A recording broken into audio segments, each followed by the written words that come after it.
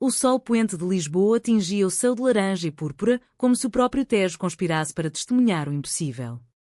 Ana, com as mãos trêmulas apertando o corrimão enferrujado da varanda, virou-se para Sofia e sussurrou, a voz rouca de lágrimas contidas. Eu te amo, Sofia. Não como amiga. Não como a menina que dividia segredos no recreio da escola primária. Eu te amo como se o fado me tivesse amaldiçoado com esta paixão que queima por dentro, e se você me rejeitar agora, juro que o mar me leva esta noite. O vento salgado do rio carregava o eco distante de um acordeão melancólico, e no ar pairava o cheiro de pastéis de nata frescos da confeitaria ali perto, misturado ao perfume de jasmim que Sofia usava desde os 13 anos. Sofia congelou, os olhos castanhos arregalados, o coração martelando como o sino da Sé de Lisboa ao meio-dia. Era o fim de uma tarde de verão que mudaria tudo, ou destruiria o que restava da amizade que as unira desde a infância em Alfama, o bairro de ruas estreitas e saudades eternas. Ana e Sofia nasceram no mesmo ano, no calor sufocante de julho de 1995, em Alfama, o coração pulsante e labiríntico de Lisboa. Alfama, com suas escadarias íngremes cobertas de azulejos desbotados pelo tempo, suas tascas onde o vinho da casa escorria como lágrimas de amantes traídos, e suas varandas de ferro forjado que sussurravam segredos ao vento atlântico, era o palco perfeito para uma amizade forjada no fogo da inocência. Ana era a ousada, a filha do pescador que acordava antes do sol para lançar redes no Tejo, com cabelos negros como a noite lisboeta e olhos verdes que pareciam pedaços de jade roubados do mar. Sofia, por outro lado, era a sonhadora, neta de uma bordadeira de rendas que tecia histórias em cada ponto, com cachos ruivos herdados de uma avó irlandesa que cruzara o oceano por amor a um marinheiro português, e uma pele salpicada de sardas que dançavam como constelações sob o sol. Elas se conheceram aos 5 anos, no jardim de infância da Rua dos Remédios, onde as freiras ensinavam as crianças a rezar o terço enquanto o cheiro de sardinhas assadas invadia o ar durante as festas de Santo António. Ana, com um joelho ralado de uma queda na calçada irregular, chorava copiosamente quando Sofia, segurando um punhado de pétalas de buganvília roubadas do muro vizinho, aproximou-se e disse, não chora, ó põe isto no joelho, é remédio de fada. Minha avó diz que flores curam tudo menos saudades. Daquele dia em diante, eram inseparáveis. Passavam tarde explorando os becos de Alfama, fingindo serem exploradoras em terras desconhecidas, ou sentadas no mirador da Senhora do Monte, comendo broas de mel e inventando histórias sobre as gaivotas que voavam livres sobre o castelo de São Jorge. A infância delas era tecida com os fios da tradição portuguesa, as romarias a Nazaré, onde rezavam à Virgem pelos pais ausentes no mar, as noites de fada em casa da tia Diana, onde a voz grave de uma fadista cantava estranha forma de vida e as meninas, escondidas atrás das cortinas de linho bordado, sentiam os primeiros arrepios da emoção pura. Sofia, com sua imaginação fértil, desenhava mapas de tesouros escondidos nos esgotos antigos de Lisboa, enquanto Ana, prática como o pai, construía barcos de casca de cortiça para flutuar no tanque da praça. Mas havia algo mais profundo, um laço que transcendia as brincadeiras. Quando o pai de Ana perdeu o barco num temporal em 2005 e a família quase afundou na pobreza, foi Sofia quem dividiu seus lanches, quem sussurrou à noite pela janela entreaberta. Vamos fugir para o Alentejo, plantar oliveiras e ser felizes sem o mar maldito. Ana, aos 10 anos, abraçou-a forte e jurou, tu és minha âncora, Sofia. Sem ti, eu me perco. Os anos da adolescência trouxeram as primeiras sombras. Aos 15, enquanto as amigas da escola tagarelavam sobre rapazes do bairro Chiado e festas no bairro Alto, Ana e Sofia encontravam refúgio na biblioteca municipal, devorando livros de Sofia de Mel Brainer, cujos versos sobre o mar e a luz faziam o coração delas bater em uníssono. O amor é como o oceano, Sofia recitava uma noite, deitada na grama do Parque Eduardo VII, com o céu estrelado acima. Imenso, imprevisível e às vezes devora quem se aproxima demais. Ana ria, mas sentia um aperto no peito, um calor que subia pelo pescoço quando os dedos de Sofia roçavam os dela ao virar as páginas. Naqueles dias, Alfama fervilhava com os preparativos do São João, martelos de plástico e quando nas ruas, fogueiras acesas em cada esquina e o cheiro de alho e manjerico no ar. Elas dançavam descalças nas festas, rindo das quedas, mas Ana guardava para si o desejo crescente de roubar um beijo sob os fogos de artifício. Aos 18, a vida as parou por um breve instante. Sofia ganhou uma bolsa para estudar literatura na Universidade de Coimbra, a cidade das serenatas e das tradições estudantis que pareciam saídas de um conto medieval. Ana, fiel às raízes, ficou em Lisboa, trabalhando na confeitaria Pastéis de Belém, onde aprendia a arte de laminar massa folhada com a paciência de uma geração de doceiras.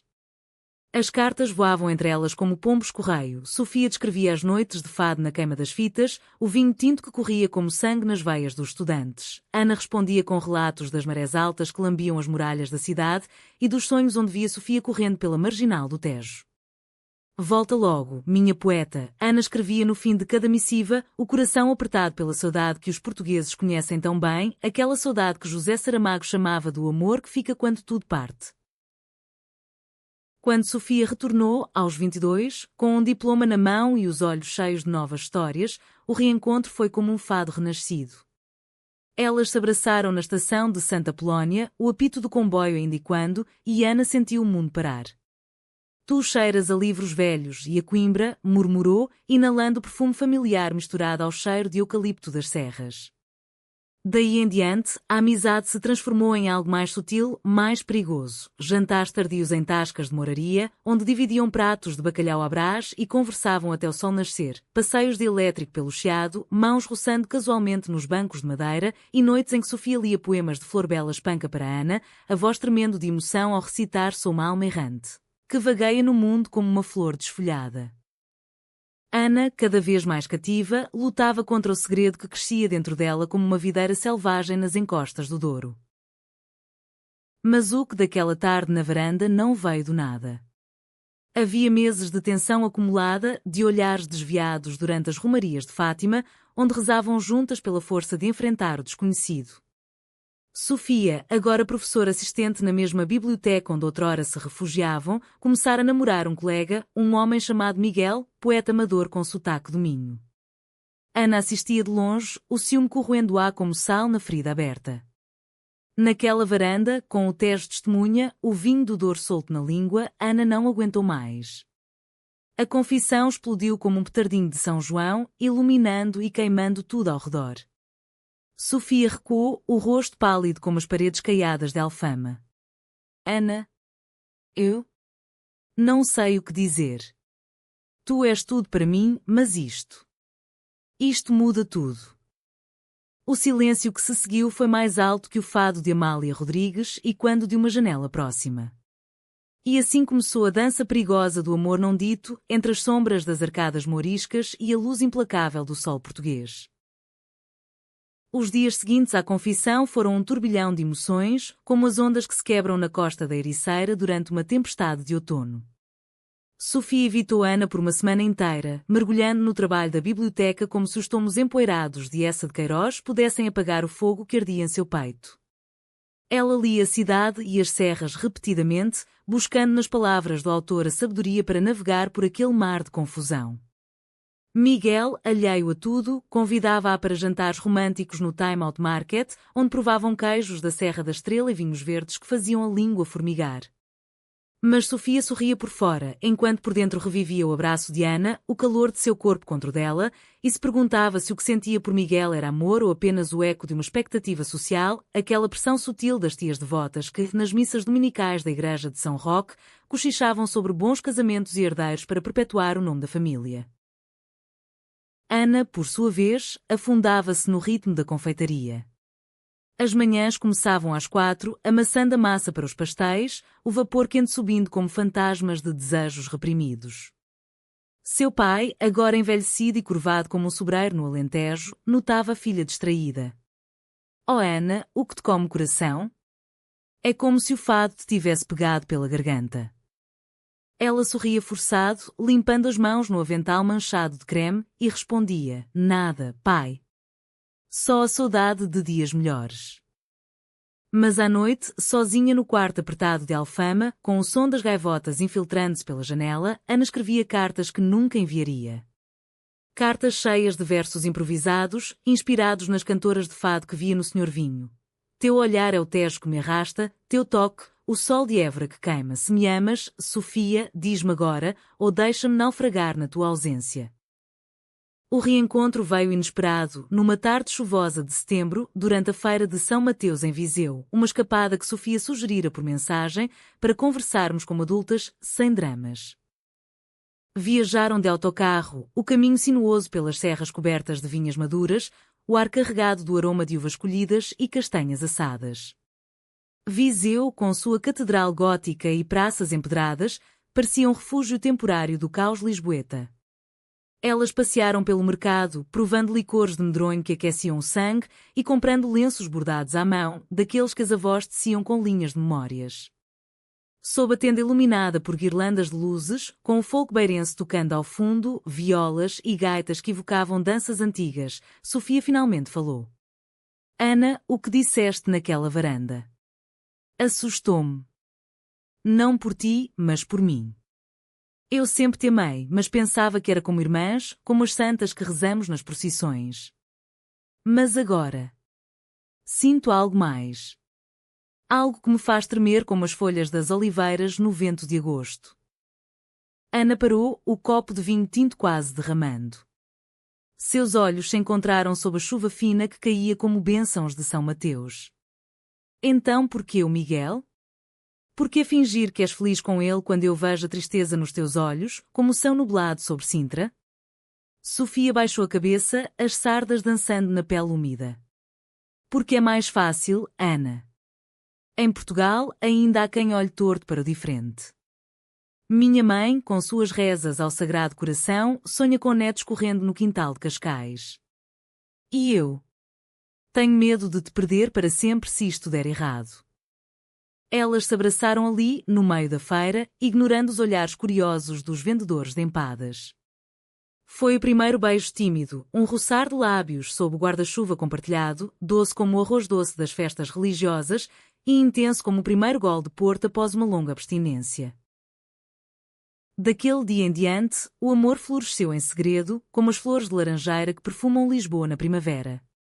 Elas se encontravam nas sombras dos jardins do Palácio da Ajuda, onde os pavões exibiam caudas iridescentes ao entardecer, ou nas praias desertas de Caparica ao amanhecer, caminhando descalças na areia fria, mãos entrelaçadas enquanto o sol nascia sobre o Atlântico.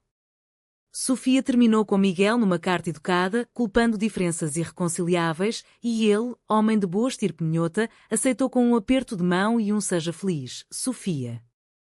O amor verdadeiro é raro como um vinho envelhecido no Douro. Ana e Sofia mergulharam na paixão com a voracidade de quem descobre um tesouro perdido. Jantares caseiros em Alfama, cozinhando cataplana de marisco com ervas frescas do mercado da Ribeira, regados a histórias de infância e risadas que ecoavam pelas escadas íngremes.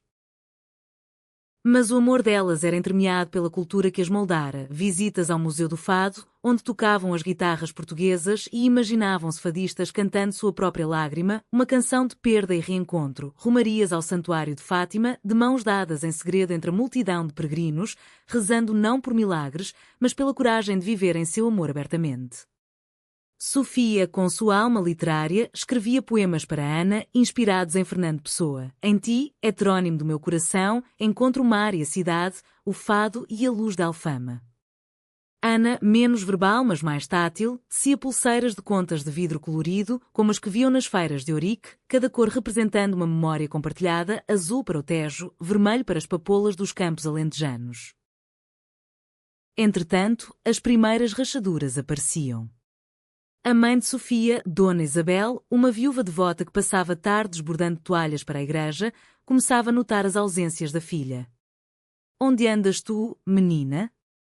Com que companhia? Lembra-te do que o padre diz, o caminho reto leva ao céu. Sofia mentia, dizendo amigas da biblioteca, mas o peso da falsidade corroía-a como a umidade nas paredes antigas de Alfama. Ana, mais rebelde, confrontava-a numa noite de lua cheia, sentadas no castelo de São Jorge. Não podemos viver assim para sempre, Sofia. Como sombras num fado sem fim. Eu quero gritar ao mundo que te amo, como os gaiteiros gritam nas romarias. Sofia chorava, o rosto iluminado pelas estrelas. Dá-me tempo, amor. Em Portugal, o amor como o nosso ainda é uma revolução sussurrada. E assim o idílio prosseguia, entre a doçura dos momentos roubados e a amargura do segredo que, como uma maré alta, ameaçava submergir tudo. Palavras 1018. O outono de 2023 trouxe com ele as folhas douradas caindo nos jardins da Quinta da Regaleira em Sintra, um lugar de mistérios e iniciações que parecia coar o enigma do coração delas. Ana e Sofia haviam transformado seu amor numa rotina delicada, fins de semana em hotéis discretos no Algarve, onde o mar turquesa lambia falésias vermelhas e elas caminhavam de mãos dadas ao pôr do sol, fingindo serem turistas anonimas, ou tardes na Casa dos Azulejos, admirando os painéis cerâmicos que contavam histórias de navegadores e amores proibidos, tocando-se furtivamente atrás das vitrines. Sofia publicara seu primeiro livro de poesia, Saudades do Tejo, dedicada àquela que é meu rio e minha ponte, e o lançamento no Livraria Bertrand do Chiado foram um sucesso modesto, com amigos aplaudindo e Ana, nos fundos da sala, com os olhos marejados de orgulho. Mas o conflito começou a se insinuar como a névoa matinal que envolve os vales do Douro. A família de Ana, sempre mais aberta, o pai, marcado pelas perdas do mar, dizia o amor é como a pesca, às vezes apanhas o peixe errado, mas o importante é lançar a rede, começava a pressionar por um futuro estável. A irmã mais nova de Ana, Maria, casara-se com um engenheiro de Setúbal e agora falava incessantemente de formar família. Durante um almoço de domingo na tasca do bairro, com polvo alagareiro e vinho da bairrada, Maria perguntou inocentemente: "E tu, Ana? Quando é que trazes alguém para casa? Alguém para dividir a vida, como eu e o João." Ana engasgou com o azeite, trocando um olhar desesperado com Sofia, que ali estava como amiga de infância. "Um dia, mana. Quando o tempo for certo", respondeu, mas o nó na garganta era de pavor. Sofia, atormentada por sua própria culpa, confessou numa noite de insônia, deitada no colchão estreito do apartamento de Ana em Alfama.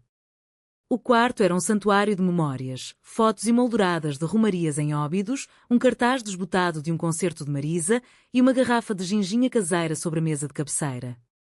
"Eu amo-te tanto que dói, Ana. Mas sinto que te estou traindo a cada mentira que conta a minha mãe. Ontem ela encontrou uma das tuas pulseiras no meu bolso e perguntou se era de um namorado. Eu disse que sim e odiei-me por isso." Ana, traçando círculos suaves nas costas de Sofia com os dedos, sussurrou: "O amor verdadeiro não mente para si mesmo. Vamos contar, juntas. Começa pela tua avó, ela que ama histórias de amor cruzando oceanos, entenderá a nossa." Mas Sofia balançou a cabeça, lágrimas molhando o travesseiro. "Não ainda. Deixa-me preparar o terreno." O segredo que ameaçaria tudo veio à tona numa forma inesperada, como um vendaval do levante que varre as praias da costa da Caparica. Durante a Semana Santa de 2024, as famílias das duas se reuniram para a procissão das endereças em Alfama, uma tradição onde as imagens de Cristo e Maria são carregadas pelas ruas estreitas, ao som de marchas fúnebres e o perfume de incenso pairando no ar. Dona Isabel, mãe de Sofia, sempre fervorosa, convidara o pai de Ana para um jantar pós-procissão na sua casa em Graça, uma vila modesta com varanda virada para o Mirador das Senhoras. O menu era o clássico da quadra: sopa da Semana Santa, borrego assado com batatas e, para sobremesa, folar doce recheado de amêndoas. O vinho corria solto e as conversas fluíam sobre antigas memórias, o terremoto de 1755 que abalou Lisboa, as histórias de imigrantes nos anos 70 que foram para a França em busca de trabalho. Foi então que aconteceu. Maria, a irmã de Ana, embriagada pelo vinho e pelo espírito festivo, puxou Sofia para o lado na cozinha, enquanto lavavam a louça. "Diz-me a verdade, Sofia. Eu vejo como olhas para a Ana. É mais que amizade, não é? Como aquelas histórias que a avó contava, de mulheres que amavam mulheres nas cortes antigas de Évora." Sofia, pego de surpresa, gaguejou uma negação, mas o rubor em suas bochechas atraiu. Maria riu baixinho. "Eu sabia. É lindo, ó. A Ana merece alguém como tu." Mas o sussurro viajou como o eco num poço e Dona Isabel, passando pela porta entreaberta, ouviu fragmentos. Naquela noite, após as despedidas, ela confrontou Sofia no quarto. "O que é isto que eu vi, filha? Amor entre mulheres? Deus me livre." Isso é pecado, uma aberração contra a natureza que ele criou. Pensa na família, no que dirão na paróquia.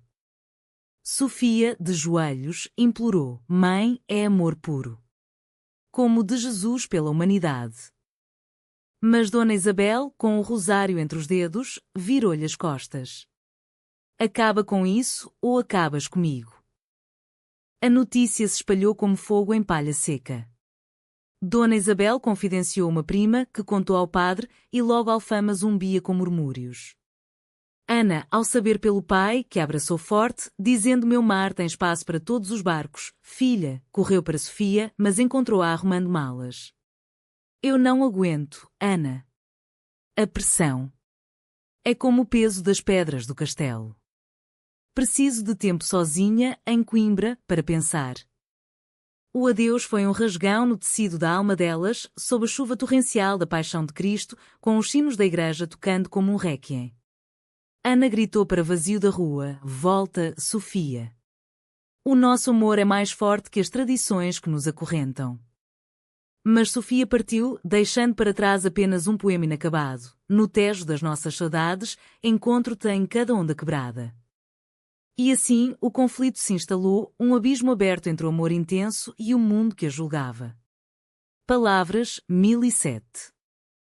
A separação durou meses que se arrastaram como as carroças de bois nos campos do Ribatejo durante a leilão de Gulgã. Ana voltara à confeitaria com uma determinação feroz, transformando a dor em arte. Criava pastéis de nata com recheios inovadores, infundidos com essência de laranjeira e canela, que os clientes elogiavam como um pedaço de céu lisboeta. Mas à noite, sozinha, o apartamento em Alfama ecoava com um silêncio acusador e ela ouvia fados no rádio, Gaivota, de Marisa, que falava de amores partidos pelo mar. Seu pai tentava consolá-la com histórias de pescadores que perdiam o amor mas ganhavam sabedoria. O coração é como a rede, filha. Rompe, remendas e lanças de novo. A irmã Maria, agora aliada secreta, trazia-lhe chás de camomila e fofocas leves do bairro, mas nada preenchia o vazio deixado por Sofia. Sofia, em Coimbra, afundara-se na universidade como num convento. Lecionava seminários sobre literatura quer portuguesa, ironicamente, lendo textos de autores como Maria Isabel Barreno, que desafiavam as normas do regime salazarista, mas evitava os próprios sentimentos. Escrevia cartas para Ana que queimava na lareira do quarto alugado, perto da Sé Velha, onde o cheiro de pedra antiga misturava-se ao de outono úmido. Eu traí-te, amor, rabiscava. Não com outro corpo, mas com o medo que me paralisa. Perdoa-me ou esquece-me. Miguel, o ex, tentara reconectar-se, enviando flores de jasmim de Braga, mas ela recusara, o coração ainda ancorado em Alfama. Dona Isabel, arrependida mas teimosa, enviava pacotes de broas santas de Natal, com bilhetes que diziam volta para casa, filha. Deus perdoa os erros, mas a família não se quebra. A pressão familiar culminou numa visita surpresa. A mãe chegou de comboio, com o véu negro de luto simbólico, e as duas passaram noites em vigília, chorando sobre o passado, a morte do pai de Sofia num acidente de carro nos anos 2000, as promessas de proteger-te de tudo. Eu só queria o melhor para ti, soluçava Dona Isabel. Mas agora vejo que o amor não escolhe formas. Aos poucos, a semente da aceitação brotava, regada por lágrimas e orações ao menino Jesus de Praga. O ponto de ruptura veio no verão de 2024, durante o Festival do Fado de Alfama. Ana, convidada a preparar os doces para o evento, via Sofia no cartaz como jurada literária, um retorno anunciado nas redes sociais, com fotos dela sorrindo ao lado de fadistas famosos. O coração de Ana acelerou como o ritmo de uma viola de fado ao vivo. Ela se preparou como para uma batalha, um vestido florido de chita, como as que usavam nas romarias do Minho, e uma coragem forjada no fogo da ausência. O festival fervilhava nas ruas, lanternas de papel penduradas nas varandas, o aroma de chouriço assado misturado ao de mar e multidões cantando em uníssono meu amor, meu amor. Ana encontrou Sofia no palco improvisado da Praça da Armada, onde uma jovem fadista interpretava com que voz a letra de dor e traição e quando como um presságio. Elas se encararam, o mundo desfocando ao redor. Sofia. Tu voltaste, murmurou Ana, a voz tremendo mais que as cordas da guitarra. Sofia, elegante num vestido azul como os azulejos de Mafra, estendeu a mão. Voltei para ouvir o fado, Ana. E para te ouvir. Mas antes que pudessem se abraçar, uma figura emergiu da multidão, Dona Isabel, acompanhada de tias e primas, os rostos severos como as estátuas dos santos na procissão do corpo de Deus. Sofia. Afasta-te dela. Isto é escândalo público. Pensa no que dirão em Fátima, nas romarias. A multidão, sentindo o drama, silenciou parcialmente, os olhares curiosos como os de voyeurs num teatro de revista. Sofia congelou, o pânico antigo ressurgindo. Em vez de defender o amor, ela recuou um passo, murmurando: Mãe. Eu? Não é o momento. Ana sentiu o mundo ruir como as muralhas do terremoto. Traição, sussurrou, os olhos cheios de fúria e dor. Tu me traíste de novo, Sofia. Pela família, pela tradição, pelo medo. Vai-te, então. O Tejo leva os que não lutam. Ela virou-se e fugiu pelas escadarias, o choro misturando-se ao aplauso que irrompeu para a próxima fadista.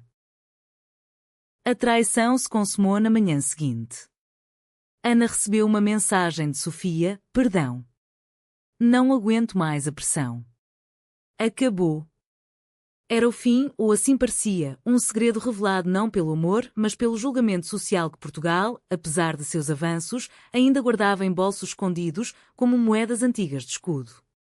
Ana, devastada, partiu para o Alentejo por uns dias, para os campos de trigo dourado perto de Évora, onde o silêncio da planície ajudava a remendar o coração. Sofia, de volta a Coimbra, afundou-se em depressão, deixando o livro inacabado na gaveta. Dona Isabel, vendo a filha sofrer, começou a questionar suas crenças, lendo em segredo artigos sobre casais do mesmo sexo nas procissões modernas de Lisboa-Pride. Mas o dano estava feito. O amor intenso, nascido da amizade de infância, agora sangrava como uma ferida aberta sob o sol inclemente. Palavras, 998. O inverno de 2024 caiu sobre Portugal como um manto de melancolia, com chuvas persistentes que transformavam as ruas de Lisboa em rios de nostalgia e os vinhedos do Douro em tapetes encharcados. Ana retornou à Alfama mais dura, como o granito das fortalezas de Óbidos. Ela expandiu a confeitaria, abrindo uma filial no Bairro Alto, onde os turistas devoravam seus pastéis de saudade, uma criação sua, com creme aromatizado de cardamomo e um toque de sal marinho, simbolizando o amargo doce da vida portuguesa. Amigos do bairro, como o velho tocador de viola no café de São Bento, tentavam animá-la com rodadas de ginginha e conselhos folclóricos. O amor é como o vinho do Porto, melhora com o tempo, mas só se não azedar na garrafa. Mas Ana respondia com um sorriso forçado, os olhos vazios como o Tejo em maré baixa. Internamente, o conflito a consumia. Sonhos a acordavam à noite, Sofia correndo pela marginal, as mãos estendidas, mas sempre escapando como fumaça de uma lareira. Ela releía os poemas velhos de Sofia, traçando as letras com os dedos, e se perguntava se o segredo revelado, não só o amor delas, mas o medo de Sofia, era mesmo uma traição ou um grito de socorro. A irmã Maria, agora grávida e radiante, organizou uma intervenção familiar, um piquenique nos jardins do Palácio de Belém, com empadas de bacalhau e sumos de maracujá fresco. Ana, tu não podes carregar isto sozinha. O amor não é prisão, é ponte, como a de 25 de Abril. O pai, mastigando uma fatia de bolo rei adiantado, acrescentou: lembra-te da tua mãe, que me deixou por um ano quando eu era teimoso. Voltou mais forte, e nós com ela. Pela primeira vez em meses, Ana chorou abertamente, admitindo: eu sinto falta dela como sinto falta do mar em dias de calmaria. Mas como perdoar quem me magoou assim? Enquanto isso, em Coimbra, Sofia enfrentava seu próprio inferno dantesco. A universidade, outrora refúgio, agora parecia uma jaula de ecos. Ela cancelava aulas, alegando doença, e passava dias na biblioteca joanina, rodeada de ratos de biblioteca que, segundo a lenda, protegiam os livros de incêndios, ironia cruel, pois seu coração ardia sem consolo. Dona Isabel, transformada por uma crise de consciência, viajou até lá numa manhã de novembro, com uma mala de doces conventuais de Odivelas. Sentaram-se no café da Sé Nova, sob o retrato de Inês de Castro, a rainha amada e traída. Filha, eu errei, confessou a mãe, a voz trêmula como uma folha de sobreiro. Li sobre o vosso amor nas escrituras modernas, casais como vocês nas procissões de Lisboa, abençoados pelo Papa Francisco em Roma. O Senhor ama a todos, sem exceção. Volta para ela, Sofia. O amor é o maior milagre. Lágrimas escorreram e Sofia abraçou a mãe pela primeira vez em anos sem ressentimento. Obrigada, mãe. Mas como reparar o que quebrei? Dona Isabel sorriu, tirando do bolso um rosário de madrepérola. Com humildade, como Maria Madalena aos pés de Jesus. O clímax irrompeu na véspera de Natal, durante a missa do galo na igreja de São Julião em Alfama. Sofia, impulsionada pela redenção materna, pegou o comboio noturno, chegando a Lisboa com o coração aos pulos.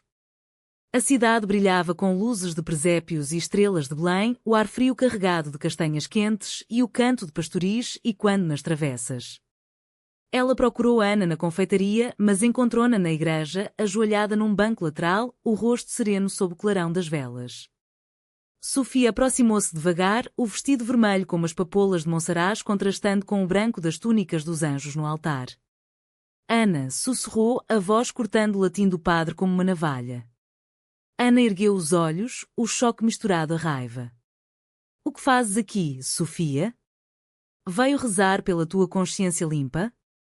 A congregação, sentindo a tensão, virou cabeças discretas, mas o órgão continuou seu hino natalino.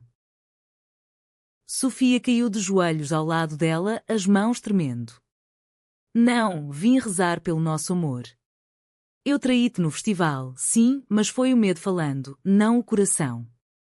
Minha mãe sabe agora, ela me abençoou, Ana. E eu sei que te magoei como o inverno magoa as vinhas, mas o primavera sempre volta. Ana virou o rosto, lágrimas caindo como chuva de Páscoa. Palavras bonitas, poeta. Mas ações? Tu me deixaste sangrar sozinha, enquanto Alfama sussurrava o nosso segredo como um fado maldito. Sofia pegou na mão dela, entrelaçando os dedos como nos dias de praia em Troia. Deixa-me provar. Amanhã, no Mirador da Graça, ao nascer do sol. Se não fores, eu entendo. Mas se fores, prometo, seremos livres, como as gaivotas sobre o Tejo. O sino da igreja soou meia-noite, anunciando o nascimento do menino, e Ana, com o coração partido mas esperançoso, assentiu.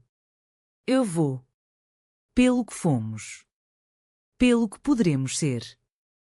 Elas saíram juntas na noite estrelada, o primeiro passo da reconciliação dramática, sob o olhar benevolente das estrelas portuguesas.